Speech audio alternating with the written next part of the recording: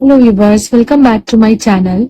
Last video में मैंने आपको चैप्टर 2 रीड करके बताया था और आज हम करेंगे चैप्टर 3 पार्ट 3 प्रारंभिक राज्य प्रथम साम्राज्य सम्राट अशोक और मौर्य प्रशासन के बारे में पढ़ेंगे। ठीक है, तो चलिए शुरू करते हैं। प्रारंभिक राज्य की स्थापना की शुरुआत बड़े बड़े यज्ञों के आयोजन के साथ हुई। लगभग 3000 साल पहले राजा के रूप में प्रतिष्ठित होने के लिए कुछ लोग बड़े बड़े यज्ञों का आयोजन करने लगे। अश्वमेध यज्ञ एक ऐसा ही आयोजन था। इसे राजा अपनी साम्राज्य सीमा के विस्तार के लिए करता था। महायज्ञ करने वाले राजा की शक्ति में वृद्धि हो गई। अब वह जन का राजा ना होकर जनपद का राजा माना जाने लगा। जनपद में कई छोटे छोटे जन शामिल थे। उदाहरण के लिए पुरु एवं भारत को मिलाकर कुरु जनपद बनाया गया। लगभग 2500 साल पहले बड़े एवं शक्तिशाली जनपद महाजनपद में बदल गए। समस्त उत्तर भारत 16 बड़े महाजनपदों में विभाजित था। यह जानकारी हमें बौद्ध ग्रंथ अंगुत्तर निकाय और जैन ग्रंथ भगवती सूत्र से मिलती है। ठीक है, तो ये जानकारी हमें कहाँ से मिलती है, ये भी इंपॉर्टेंट लाइन है, आप इसे पॉइंट आउट कर सकते हो, नोट डाउन कर सकते हो। ठीक है, तो चलिए 16 महाजनपद और उनकी राजधानी हम देखेंगे। ये महाजनपदों के नाम है, वर्तमान क्षेत्र और उनकी राजधानियां दी हुई है। तो ये सारणी आप स्क्रीनशॉट लेके भी रख सकते हो और मैं इसे रीड करके वैसे बता देती हूँ आपको। जैसे पहला है अंग। वर्तमान क्षेत्र इसका क्या है? आधुनिक भागलपुर व मुंगेर जिले का क्षेत्र है जो बिहार में है और राजधानी है इसकी चंपा। यहाँ का महत्वपूर्ण नदी बंदरगाह था। मगध दूसरा है मगध, पटना या गया तथा शाहाबाद जिले तक जो कि बिहार में स्थित है। ठीक है, इसकी राजधानी गिरिब्रज या राजगृह तत्पश्चात पाटलिपुत्र है जो पहले पाटलिपुत्र नाम से जाना जाता था। तीसरा है काशी। वाराणसी का समीपवर्ती क्षेत्र उत्तर प्रदेश में है। वाराणसी जो काशी के नाम से जाना जाता था। चौथा है कौशल। आधुनिक अवध का क्षेत्र फैजाबाद, गोंडा, बहराइच जो उत्तर प्रदेश में ही है और इसकी राजधानी अयोध्या महाकाव्य काल में श्रावस्ती, ये ब्रैकेट वाला भी आप पढ़ सकते हो, सहित महेता बौद्ध काल में। फिर है पांचवा वत्स। इलाहाबाद व मिर्जापुर, राजधानी कौशाम्बी। छठा है चेदी। बुंदेलखंड क्षेत्र है, वो भी उत्तर प्रदेश और मध्य प्रदेश में स्थित है। सात्यवती या सुक्तिमती के नाम से प्रसिद्ध है। सातवां है कुरु। दिल्ली मेरठ के समीपवर्ती क्षेत्र थानेश्वर हरियाणा में स्थित है और राजधानी इसका हस्तिनापुर, इंद्रप्रस्थ तथा एक श्वांकु का कुरु राजधानी के रूप में उल्लेख है। आठवां है पांचाल।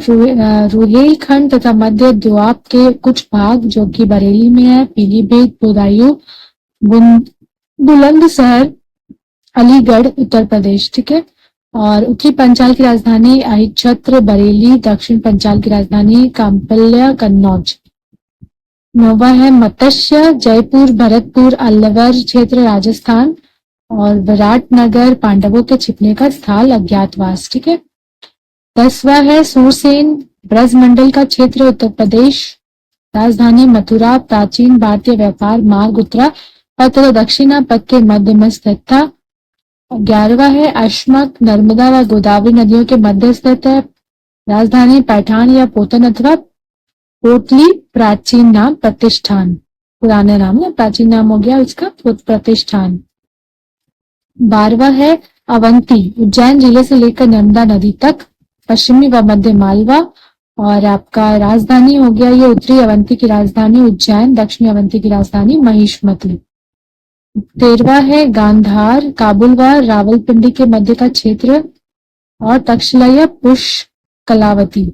14वां है मतलब 14th नंबर पे है कम्बोज। पुंछ क्षेत्र, राजौरी व हाजरा जिला और हाटक राजपुर के नाम से प्रसिद्ध है। 15वां है वज्जी।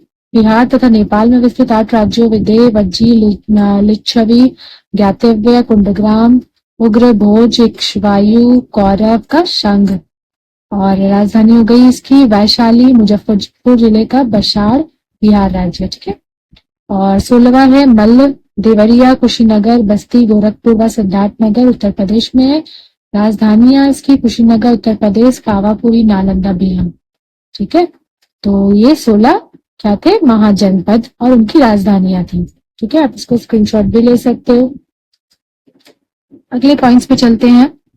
महाजनपद दो प्रकार के होते थे, गणराज्य एवं राजतंत्र। गणराज्य महाजनपद में शासन समूह के द्वारा चलाया जाता था, जिसका चयन आम लोग करते थे। कोई भी राजा नहीं होता था। निर्णय लेने में बहुत बहुमत का आदर किया जाता था। ठीक है, राजा नहीं होते थे उस टाइम, बहुमत को ही ध्यान दिया जाता था, उसके आधार पर राजा चुनी जाती थी।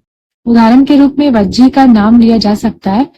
राजतंत्रीय महाजनपद में राजा का शासन होता था। राजा का पद अनुवांशिक था। ऐसी व्यवस्था में राजा की मृत्यु के बाद सामान्यतः उसका ज्येष्ठ यानी बड़ा पुत्र राजा बनता था।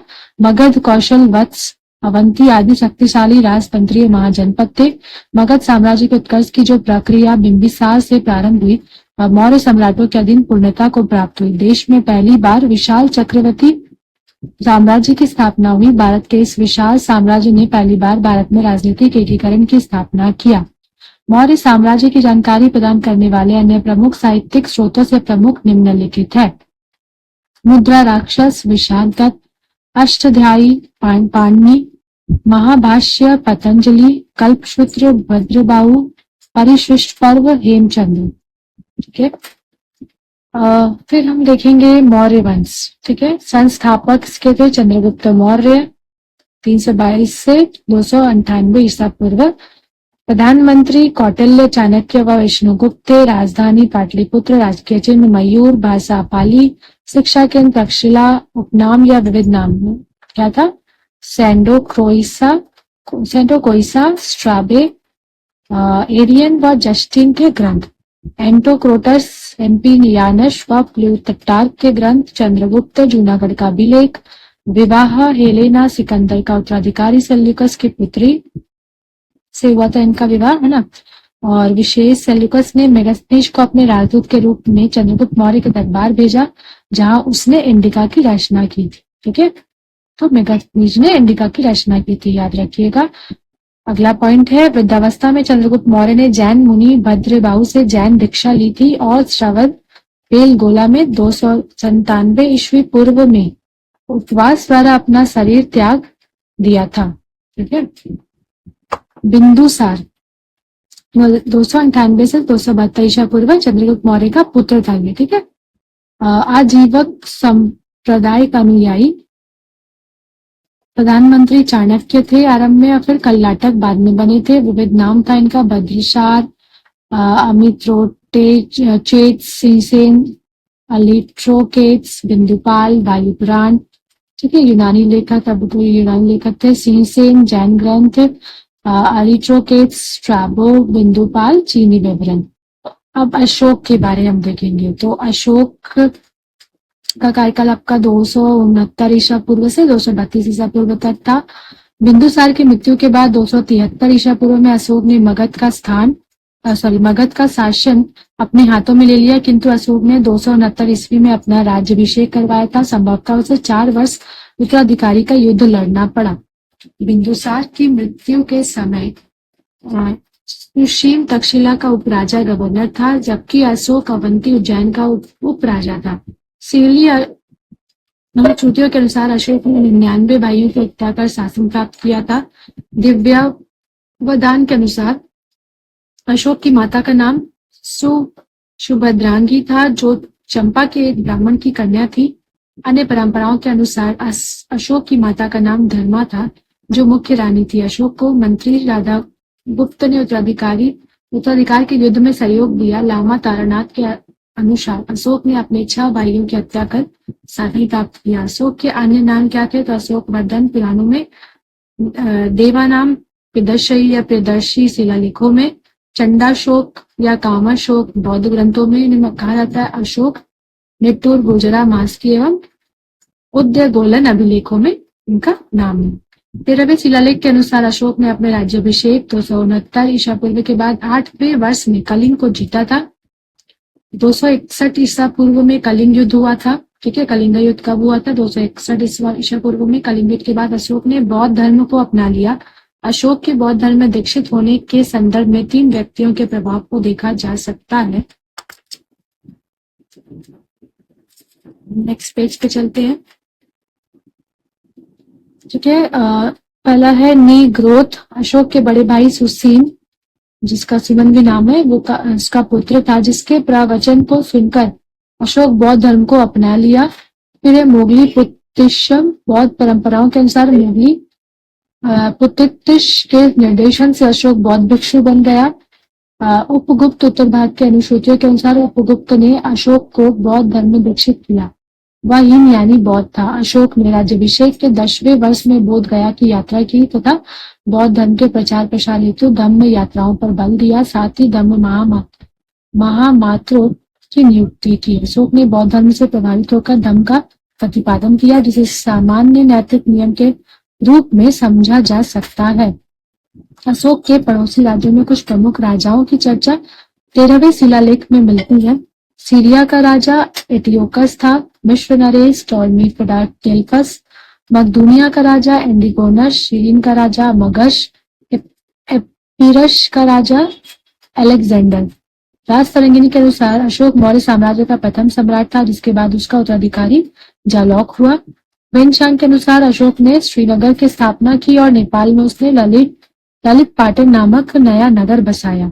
महाबोधि वंश के अनुसार विदिशा के व्यापारी की पुत्री महादेवी से अशोक ने विवाह किया, जिसे महेंद्र और संघमित्रा नामक 2 संतानें हुई।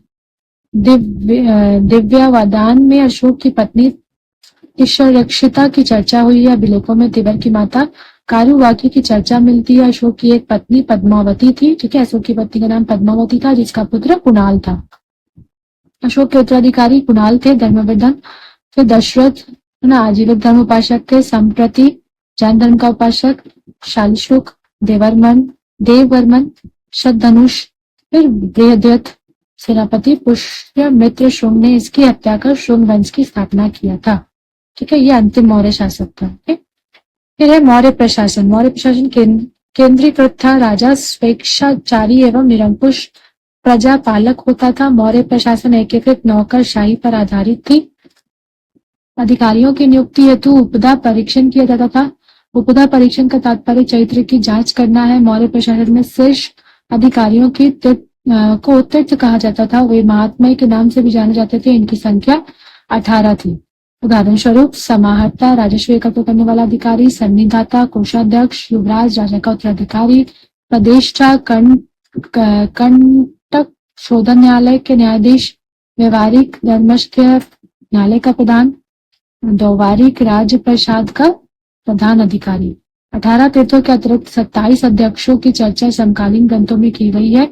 इनमें प्रमुख है अक्षपटलाध्यक्ष लेखा विभाग का प्रमुख अधिकारी, सीताध्यक्ष कृषि विभाग का प्रधान, आक्राध्यक्ष खनिज विभाग का प्रधान, लक्षणाध्यक्ष टकसाल विभाग का अध्यक्ष, कुप्याध्यक्ष वन विभाग का प्रधान, संस्थाध्यक्ष व्यापार मार्गों के विभाग का प्रधान, सुल्लाध्यक्ष चुंगी विभाग के प्रधान, पौधवाध्यक्ष बाढ़ तराजू या माप की जांच करने वाला। प्रशासनिक इकाइयां मौर्य काल में साम्राज्य सबसे बड़ी इकाई होती थी। साम्राज्य को शासन की सुविधा हेतु कई निम्नलिखित प्रशासनिक इकाइयों में बांटा गया था। साम्राज्य के नीचे प्रांत का चक्र होता था। प्रांत या चक्र के नीचे जिला होता था। इसे आहार या विषय कहा जाता था। इसके नीचे ग्रामों के समूह होते थे, जिन्हें स्थानीय, द्रोणमुख, खारवतिक तथा संग्रह नामों से जाना जाता था। साम्राज्य की सबसे छोटी प्रशासनिक इकाई ग्राम होती थी। ठीक है, तो बड़े से छोटा इकाई हम देखें। साम्राज्य का प्रमुख या प्रधान राजा होता था। इसके अतिरिक्त साम्राज्यिक इकाइयों के प्रमुख निम्नलिखित थे: प्रांत या चक्र, कुमार, आर्यपुत्र, गवर्नर या उपराजा, आहार या जिला का विषयपति, स्थान या स्थानिक, ग्राम, ग्रामीण या मुखिया। संपूर्ण साम्राज्य को 5 बड़े प्रांतों में बांटा गया था। यद्यपि चंद्रगुप्त के सबसे समय 4 बड़े प्रांतों की रचना मिलती है, किंतु अशोक ने कलिंग को जीतकर साम्राज्य को एक बृहद राजनीतिक इकाई का रूप दिया तथा इसे 5 बड़े प्रशासनिक इकाइयों में बांटा। ठीक है, उत्तरापथ, तक्षशिला, प्राच्य मध्य प्रदेश, पाटलिपुत्र, दक्षिणापथ, स्वर्णगिरी, अवंती, उज्जैनी, कलिंग, तोशुल। अब नगर प्रशासन। नगर प्रशासन 30 सदस्यों वाली एक परिषद में नियुक्त होती थी, जिन्हें 5-5 सदस्यों वाली 6 समितियों में विभाजन किया जाता था। इन समितियों के कार्य थे: उद्योग एवं शिल्प का निरीक्षण करना, विदेशियों की सुरक्षा या देखरेख करना, जनगणना का हिसाब किताब, वाणिज्य व्यापार की देखरेख, निर्मित वस्तुओं की बिक्री का नियमन, बिक्री कर वसूली। पाटलिपुत्र में प्रशासन तंत्र के अंतर्गत न्याय प्रशासन को भी सुदृढ़ आधार प्रदान किया गया था। न्याय प्रशासन के अंतर्गत केंद्रीय न्यायालय और ग्रामीण न्यायालय की व्यवस्था की तथा सभी न्यायालय 2 वर्गों में बटे थे, दीवानी न्यायालय, फौजदारी न्यायालय। धर्मस्थ्य न्यायालय का न्यायाधीश धर्मस्थ या व्यवहारिक कहलाते थे, जबकि कंटक शोधन न्यायालय के न्यायाधीश प्रतिष्ठा कहलाते थे। मेगास्थनीज ने एक अन्य अधिकारी एग्रोनोमी की चर्चा की। यह संभवतः जिलाधिकारी होता था जो सड़क निर्माण कार्य से संबंधित था। मेगास्थनीज नगर कमिश्नर को एरिस्टोनोमी कहा है। गुप्तचर व्यवस्था। मौर्य प्रशासन एक केंद्रीकृत प्रशासन था। चूंकि मौर्य साम्राज्य एक विशालतम साम्राज्य था अतः संपूर्ण भाग पर केंद्र नियंत्रण हेतु गुप्तचर व्यवस्था का सुदृढ़ होना आवश्यक था। मौर्य प्रशासन तंत्र के अंतर्गत 2 प्रकार के गुप्तचर होते थे, संस्था स्थायी गुप्तचर, संचार घूम कर कार्य करने वाले गुप्तचर। सैन्य प्रशासन। मौर्य प्रशासन सैन्य व्यवस्था हेतु भी 30 सदस्यों वाली एक परिषद बनाई गई थी, जिसमें 5-5 सदस्यों वाली 6 समितियां होती थी जो सेना के 6 भागों से संबंधित थी। पैदल सेना, घुड़सवार सेना, रथ सेना, हाथी सेना, नौसेना और रसद सेना। मौर्यकालीन समाज। मौर्यकालीन समाज में वैदिक चतुर्वर्ण व्यवस्था पूरी तरह से स्थापित थी। यद्यपि बौद्ध साहित्य में क्षत्रियों की श्रेष्ठता बताई गई है, किंतु अर्थशास्त्र पुनः ब्राह्मणों को श्रेष्ठ कहता है। मेगास्थनीज ने सामाजिक व्यवस्था में 7 जातियों की चर्चा की है, जो उसकी भारतीय समाज संबंधी कम जानकारी को प्रकट करता है। मेगास्थनीज के अनुसार सबसे अधिक जनसंख्या किसानों की थी। मेगास्थनीज ने सबसे श्रेष्ठ दार्शनिकों को बताया, जिससे उसने 2 वर्गों में बांटा था, ब्राह्मण एवं श्रमण। मौर्यकालीन समाज में जटिलता आ गई थी। शूद्रों के 2 वर्गों में से अनिवार्षित की दशा में सुधार आई, जबकि निर्वासितों की दशा और भी खराब हो। वैश्य वर्ग के व्यापार वाणिज्य में अधिक संलग्नता से शूद्रों को कृषि कर्म में लगाए जाने की प्रेरणा मिली।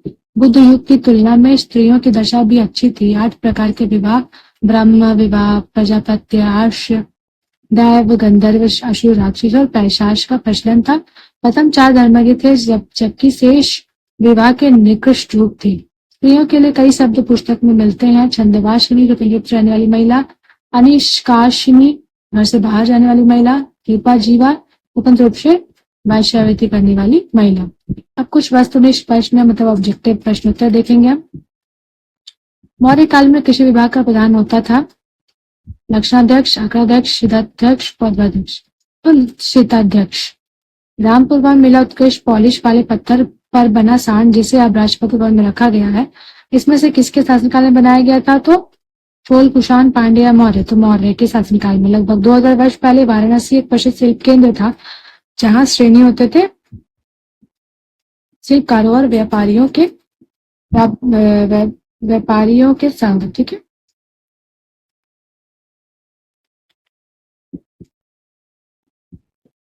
फिर अगला प्रश्नोत्तर देखेंगे हम। कनिष्क दरबारी चिकित्सक का चरक। गांधार कला पर किस विदेशी कला का प्रभाव है? यूनानी। एम्फोरा एक डैश था, क्या था? तो लंबा एवं दोनों तरफ हत्थे लगा जाल। अर्थशास्त्र के अनुसार मौर्य काल में उत्तर पश्चिम डैश के लिए प्रसिद्ध था, किसके लिए? तो कंबल के लिए। रोमन साम्राज्य में काली मिर्च की इतनी मांग थी कि इसे डैश के नाम से बुलाते थे, काला सेना। ठीक है, सॉरी, काला सोना। ठीक है, रोमन साम्राज्य काल में काली मिर्च की इतनी ज्यादा मांग थी कि उसे काला सोना के नाम से बुलाते थे। मौर्य शासक अशोक द्वारा लड़ी गई लड़ाई का स्थल कलिंग वर्तमान में कहाँ है? ठीक है, वर्तमान में कहाँ है? तो ओडिशा में। चंद्रगुप्त मौर्य के गुरु कौन थे? चाणक्य। अशोक का धम्म था उपरोक्त सभी क्या क्या? अच्छे व्यवहार का सिद्धांत, एक आदर्श, सम्राट अशोक द्वारा प्रतिपादित विचारों की एक समष्टि। इन सभी विद्वानों में समान क्या है? आप शतम्ब, बौधायन, कात्यायन, मानव, पाणिनि, पिंगल, याज्ञवल्क्य सभी व्याकरणाचार्य थे। ठीक है, सब में कॉमन क्या है, समान क्या है? तो सभी व्याकरणाचार्य थे। शाकुंतलम लिखी थी किसमें? तो किसने लिखी थी? कालिदास ने। अंतिम मौर्य शासक कौन था? बृहद्रथ। ठीक है, बृहद्रथ। शक काल की शुरुआत कनिष्क ने की थी, कब? 78वीं ईस्वी में। चाणक्य को किस नाम से भी जाना जाता है? विष्णुगुप्त। औषधि से किसका संबंध नहीं है? ध्यान रखिएगा, नहीं है पूछा है, भास्कराचार्य। ठीक है, धन्वंतरी, चरक, सुश्रुत सबका औषधि से संबंध है और भास्कराचार्य का संबंध औषधि से नहीं है। मौर्य साम्राज्य का संस्थापक कौन था? तो चंद्रगुप्त। सम्राट अशोक ने बौद्ध धर्म के प्रसार के लिए श्रीलंका किसे भेजा था? तो महेंद्रगुप्त। चंद्रगुप्त मौर्य का प्रधानमंत्री कौन था? चाणक्य। सातवाहन वंश के शासनों की कार्यकालीन भाषा क्या थी? प्राकृत भाषा। निम्नलिखित में से कौन सा शहर मौर्य साम्राज्य की राजधानी थी? पाटलिपुत्र। ठीक है, जो अब पटना के नाम से प्रसिद्ध है। इस मौर्य साम्राज्य ने जैन भिक्षु बनने के पश्चात सिंहासन त्याग दिया था? चंद्रगुप्त ने। इंडिका का लेखक कौन था? मेगास्थनीज। भारत का राष्ट्र चिन्ह लिया गया है कहाँ से? सारनाथ स्तंभ से। ठीक है, तो यहाँ ये चैप्टर खत्म होता है। नेक्स्ट वीडियो में मैं दूसरा चैप्टर लेके आऊंगी और मेरे चैनल पे बने रहे और ताकि आपको जो भी अपडेट है मिलती रहेंगी जेटेट से रिलेटेड। और थैंक्स फॉर वॉचिंग। प्लीज ज्यादा से ज्यादा मेरे चैनल को सब्सक्राइब करें और अगर वीडियो पसंद आई हो तो इसे लाइक कर दें, शेयर कर दें। Thank you so much.